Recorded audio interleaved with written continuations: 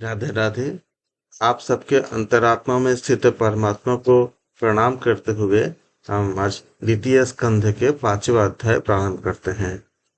द्वितीय स्कंध के 5वां अध्याय, सृष्टि वर्णन। नारद जी ने पूछे, पिताजी, आप केवल मेरे ही नहीं, सबके पिता, समस्त देवताओं से श्रेष्ठ एवं सृष्टिकर्ता है। आपको मेरा प्रणाम। आप मुझे वह ज्ञान दीजिए जिससे आत्म तत्व का साक्षात्कार हो जाता हो। पिताजी, इस संसार का क्या लक्षण है? इसका आधार क्या है? इसका निर्माण किसने किया? इसका प्रलय किसमें होता है? यह किसके अधीन है? और वास्तव में यह क्या वस्तु है? आप इसके तत्व समझाइए, मुझे बतलाइए। आप तो यह सब कुछ जानते हैं, क्योंकि जो कुछ हुआ या जो कुछ हो रहा है या जो कुछ भी होगा, उसके स्वामी आप ही हैं। ये सारा संसार हथेली पर रखे हुए आंवले के समान आपकी ज्ञान दृष्टि के अंतर्गत ही है। पिताश्री, आपको यह ज्ञान कहाँ से प्राप्त हुआ? आप किसके आधार पर ठहरे हुए हैं? आपका स्वामी कौन है और आपका स्वरूप क्या है? आप अकेले ही अपनी माया से पंचभूतों के द्वारा प्राणियों की सृष्टि कर लेते हैं। कितना अद्भुत है! जैसे मकड़ी अनायास ही अपने मुंह से जाला निकालकर उसमें खेलने लगती है, वैसे ही आप अपने शक्तियों के आश्रय से जीवों को अपने में ही उत्पन्न करते हैं और फिर भी आप में कोई विकार नहीं होता। जगत के नाम, रूप और गुणों से जो कुछ जाना जाता है, उसमें मैं ऐसे कोई सत्य, असत, उत्तम, मध्यम या अधम वस्तु नहीं देखता जो आपके सिवा किसी और से उत्पन्न हुई हो। इस प्रकार सबके ईश्वर होकर भी आपने एकाग्र चित्त से घोर तपस्या की। इस बात से मुझे मोह के साथ साथ बहुत बड़ी शंका भी हो रही है कि आपसे बड़ा भी कोई है क्या? पिताजी, आप सर्वज्ञ है, आप सर्वेश्वर है। जो कुछ मैं पूछ रहा हूँ, वह सब आप कृपा करके मुझे इस प्रकार समझाइए कि जिससे मैं आपके उपदेश को ठीक ठीक समझ सकूं। ब्रह्मा जी ने कहे, बेटा नारद, तुमने जीवों के प्रति करुणा के भाव से भरकर ही यह बहुत ही सुंदर प्रश्न किया है, क्योंकि इससे भगवान के गुणों के वर्णन करने की प्रेरणा मुझे प्राप्त हुई है। ऐसा ब्रह्मा जी ने कहे नारद जी से। तुमने मेरे विषय में जो कुछ कहा है, तुम्हारा वह कथन भी असत्य नहीं है, क्योंकि जब तक मुझसे परे का तत्व, जो स्वयं भगवान ही है, जान नहीं जान नहीं लिया जाता, तब तक मेरा ऐसा ही प्रभाव प्रतीत होता है। जैसे सूर्य, अग्नि, चंद्रमा, ग्रह, नक्षत्र और तारे उन्हीं के प्रकाश से प्रकाशित होकर जगत में प्रकाश फैलाते हैं, वैसे ही मैं भी उन्हीं स्वयं प्रकाश भगवान के चिन्मय प्रकाश से प्रकाशित होकर संसार को प्रकाशित कर रहा हूँ। उन भगवान वासुदेव की मैं वंदना करता हूँ और ध्यान भी, जिनकी दुर्जय माया से मोहित होकर लोग मुझे जगत गुरु कहते हैं। यह माया तो उनकी आंखों के सामने ठहरती ही नहीं, झेप कर दूर से ही भाग जाती है, परंतु संसार के अज्ञानी जन उसी से मोहित होकर यह मैं हूँ, यह मेरा है, इस प्रकार कहते हैं। भगवत स्वरूप नारद, द्रव्य, कर्म, काल, स्वभाव और जीव वास्तव में भगवान से भिन्न दूसरी कोई भी वस्तु नहीं है। वेद नारायण के परायण हैं, देवता भी नारायण के ही अंगों में कल्पित हुए हैं और समस्त यज्ञ भी नारायण की प्रसन्नता के लिए ही है, तथा उनसे जिन लोकों की प्राप्ति होती है, वे भी नारायण में ही कल्पित है। सब प्रकार के योग भी नारायण के प्राप्ति की ही हेतु है। सारी तपस्याएं नारायण की ओर ले जाने वाली है। ज्ञान के द्वारा भी नारायण ही जाने जाते हैं। समस्त साध्य और साधनों का पर्यवसान भगवान नारायण में ही है। वे दृष्टा होने पर भी ईश्वर है, स्वामी है, निर्विकार होने पर भी सर्वस्वरूप है। उन्होंने ही मुझे बनाया है और उनकी दृष्टि से ही प्रेरित होकर मैं उनके इच्छा अनुसार सृष्टि की रचना करता हूँ। भगवान माया के गुणों से रहित एवं अनंत है। सृष्टि, स्थिति और प्रलय के लिए रजोगुण, सत्वगुण और तमोगुण, ये तीन गुण माया के द्वारा उनमें स्वीकार किए गए हैं। यही तीनों गुण द्रव्य, ज्ञान और क्रिया का आश्रय लेकर मायातीत नित्य मुक्त पुरुष को ही माया में स्थित होने पर कार्य, कारण और कर्तापन के अभिमान से बांध लेते हैं। नारद हे नारद, इंद्रियातीत भगवान के गुणों के इन तीनों आवरणों से अपने स्वरूप को भली भांति ढक लेते हैं, इसलिए लोग उनको जान नहीं पाते। सारे संसार के और मेरे भी एकमात्र स्वामी वे ही है।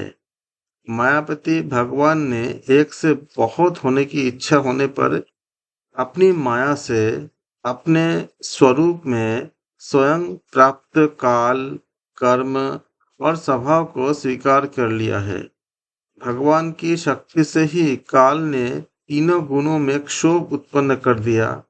स्वभाव से ही उन्हें रूपांतरित कर दिया और कर्म ने महत्त्व को जन्म दिया। रजोगुण और सतोगुण की वृद्धि होने पर महत्त्व का जो विकार हुआ, उससे ज्ञान, क्रिया और द्रव्य रूप तमः प्रधान विकार हुआ। वह अहंकार कहलाया और विकार को प्राप्त होकर तीन प्रकार हो गया। उसके भेद है वैकारिक, तेजस और तमस। नारद जी, वे क्रमशः ज्ञान शक्ति, क्रिया शक्ति और द्रव्य शक्ति प्रधान है। जब पंच महाभूतों के कारण रूप तमस अहंकारों में विकार हुआ, तब उससे आकाश की उत्पत्ति हुई। आकाश की तन्मात्रा और गुण शब्द है। इन शब्दों के द्वारा ही दृष्टा और दृश्य का बोध होता है। जब आकाश में विकार हुआ, तब उससे वायु की उत्पत्ति हुई। उसका गुण स्पर्श है। अपने कारण का गुण में आ जाने से यह शब्द वाला भी है। इंद्रियों में स्फूर्ति, शरीर में जीवनी शक्ति, ओज और बल इसी के रूप में है। काल, कर्म और स्वभाव से वायु में इसमें भी वायु में भी विकार हुआ। उससे तेज की उत्पत्ति हुई। इसका प्रधान गुण रूप है। इसके साथ ही इसके कारण आकाश और वायु के गुण, शब्द एवं स्पर्श भी इसमें है।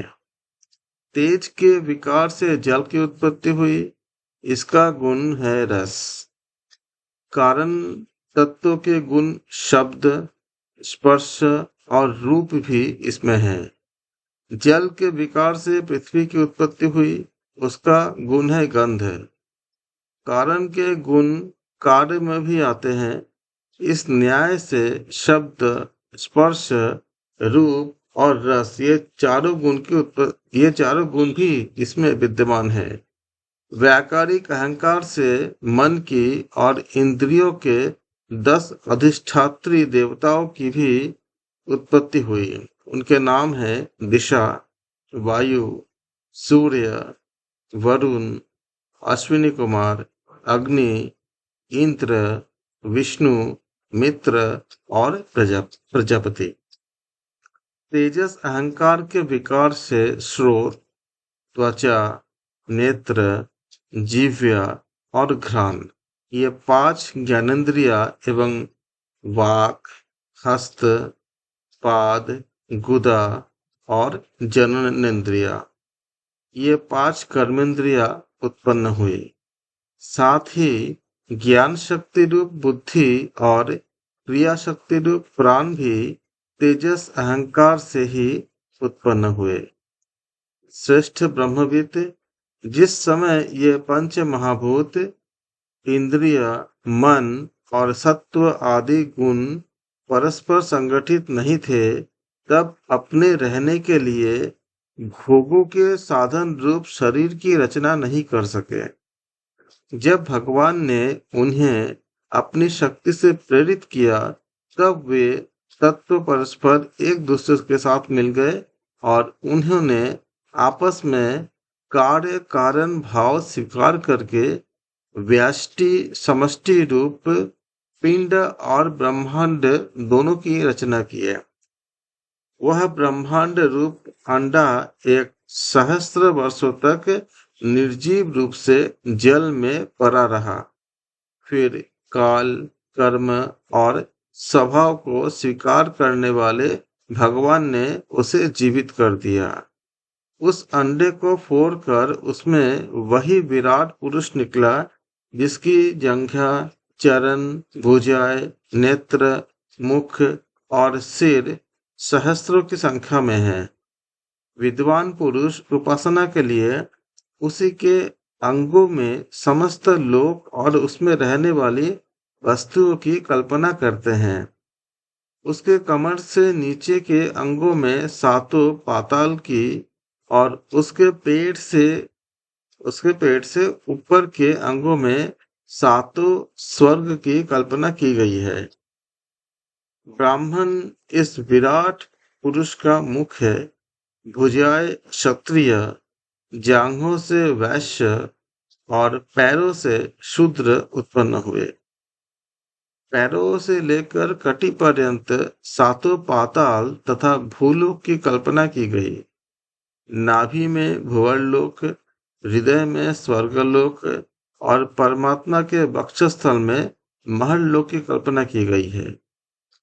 उनके गले में जनलोक, दोनों स्तनों में तपोलोक और मस्तक में ब्रह्मा का नित्य निवास स्थान सत्यलोक है। उस विराट पुरुष के कमर में अतल, जांघों में वितल, घुटनों में पवित्र सुतल लोक और जंघाओं में तलातल की कल्पना की गई है। एड़ी के ऊपर के गांठों में महातल, पंजों और एड़ियों में रसातल और तालुओं में पाताल समझना चाहिए। इस प्रकार विराट पुरुष सर्वलोकमय है।